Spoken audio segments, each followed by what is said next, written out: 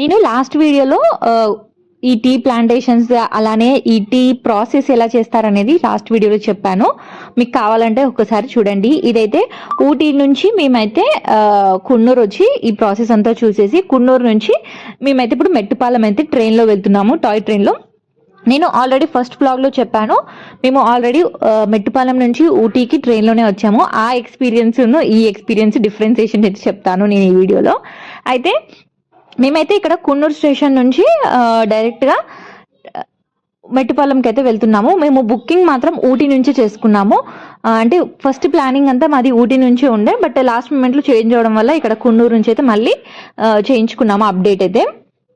ఇక్కడ మనకు steam engine అనేది కున్నూరు వరకే వస్తుంది. మళ్ళీ కున్నూరు నుంచి కింది వరకు స్టీమ్ ఇంజనే. పైనకి వెళ్ళడానికి అంటే కున్నూరు నుంచి ఊటీకి వెళ్ళడానికి డీజిల్ ఇంజన్. సో ఇక్కడైతే ఇప్పుడు ఇంజన్ అయితే చేంజ్ చేస్తారు. మనకు పైకి వచ్చేటప్పుడు కూడా ఇంజన్ అయితే చేంజ్ చేస్తారు. ఇదైతే ఫస్ట్ క్లాస్, సెకండ్ క్లాస్, అలానే జనరల్, బట్ అన్ని రిజర్వేషన్సే.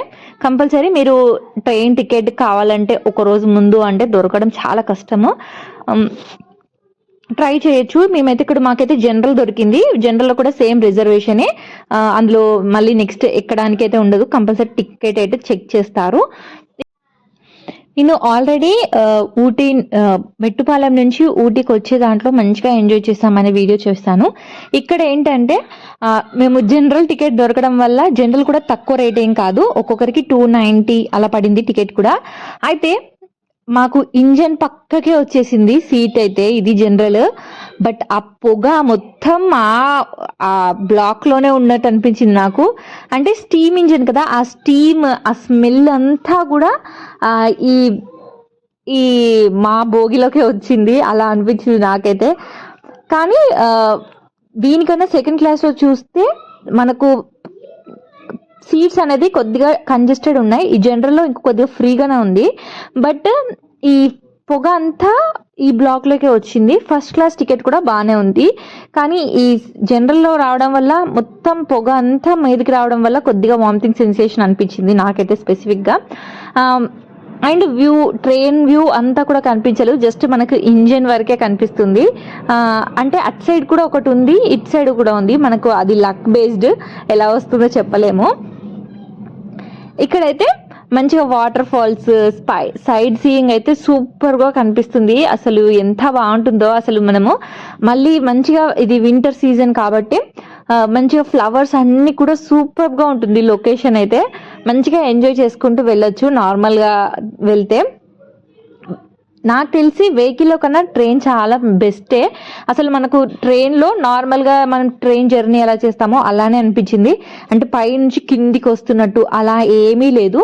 జస్ట్ నార్మల్గా మనం ట్రైన్ జర్నీ చేసేటప్పుడు నార్మల్గా ఎలా ఉంటుందో సేమ్ అలానే ఉంది, డిఫరెన్సియేషన్ ఏమీ లేదు.